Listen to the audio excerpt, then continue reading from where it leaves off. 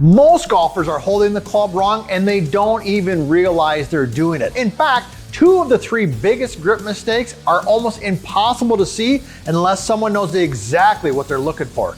Today I'll show you all 3 and a simple grip process that I teach every one of my students. Now, the first place that you always look at in the grip is, are we holding the club in the fingers or in the palm? And what I mean by that is that when we place this club in our lead hand, and quite honestly in both of our hands, our lead hand and our trail hand, we want that club to be in our fingers. And when we get into the process of how to do this, I guarantee we're going to get it in that spot. But if you're holding the club too much in the palm, which would look something like this, where basically the club is working through my palm, it makes it very difficult to hinge the golf club.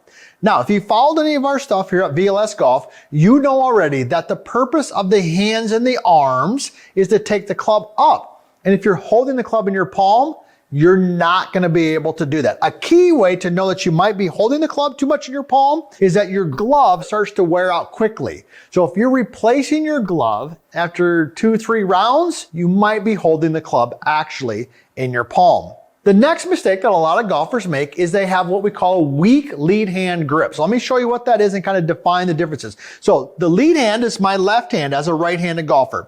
The more my palm rotates towards the ground, that's a strong grip because I can see all of my knuckles here. I can see 1, 2, 3, 4 knuckles. The palm is facing the ground. That would be an extremely strong grip. If I take my palm and I rotate it towards the sky, I can't see any knuckles. That would be what we would call a very weak grip. Now, the problem with the weak grip is that it actually makes it difficult to square the club face, so we lose power, we lose club head speed, we actually lose a little bit of ability to hinge the golf club. Just not a lot of good things.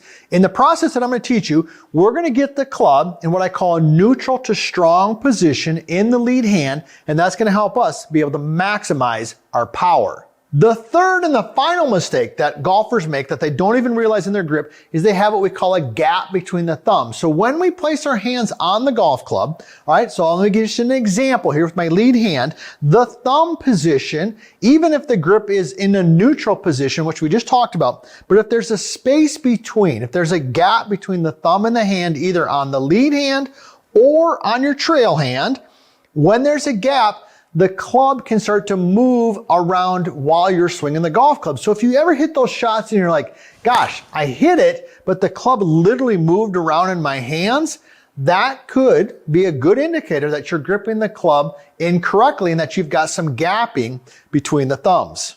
So let's start talking about the process to get that club in your hands correctly. So here's what you're going to do. First of all, I got a 6-iron right here, and I'm just going to go ahead and relax my shoulders and relax my hands. All right. And the first thing that you're going to notice is the first thing I want you to have some awareness around is that your hands are just going to naturally fall in a particular way. Some of them are going to fall a little more like this. Some of them are going to fall a little more like that. But generally speaking, most of the times our hands fall into what I would call a relatively neutral position. We're going to talk more about that in a second. So first step is just relax the shoulders, let your arms hang. Next step, go ahead and place the club, as I've done right here, into my lead hand. Okay, so I'm gripping the club in my lead hand over here. And what I want you to do now is close that gap. Remember the thing we just talked about, the spacing?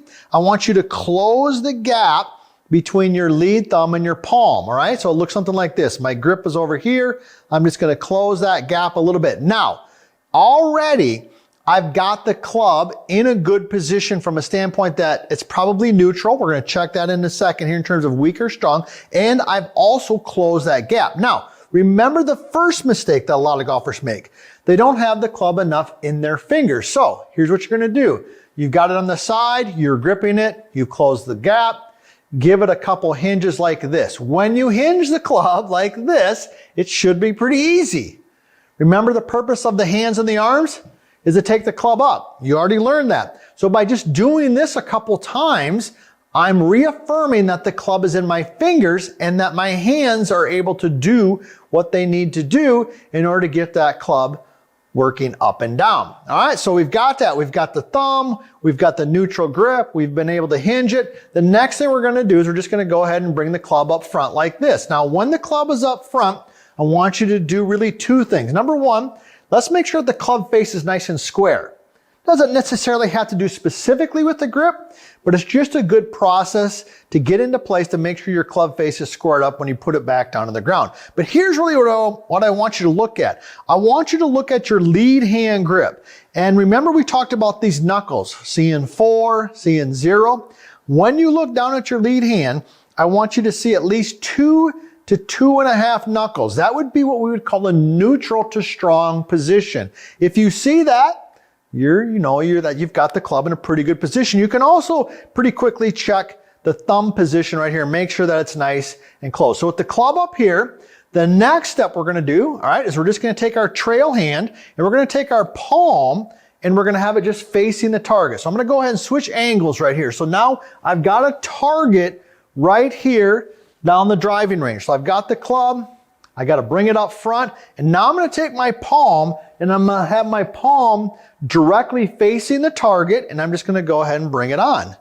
And this allows me to place my trail hand, my bottom hand, my right hand as a right-handed golfer, on the club in that neutral position. Okay, if the palm is facing the target, my grip is gonna more than likely be neutral. Now the last step of the process is underneath. We can either overlap it or we can interlock it. Both of those work. It's really kind of up to you. Generally speaking, I like my students to have the overlap grip, but hey, one of the all-time greats, I think Jack Nicklaus, he interlocked and it worked pretty well for him.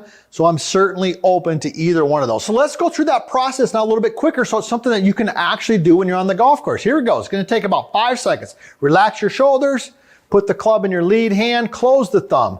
Boom, hinge 1, hinge 2, feels good. Bring it up front. Club face is square, 2.5 knuckles, trail hand comes in, continue to look at the target. I'm gonna overlap it. All I gotta do now is tilt down, put the club face behind the golf ball, go ahead and swing, and we're off and running. Hey, now that we've got your grip mastered, check out my next video. And if you wanna personally work with me and our golf team on your game, check out blscoaching.com.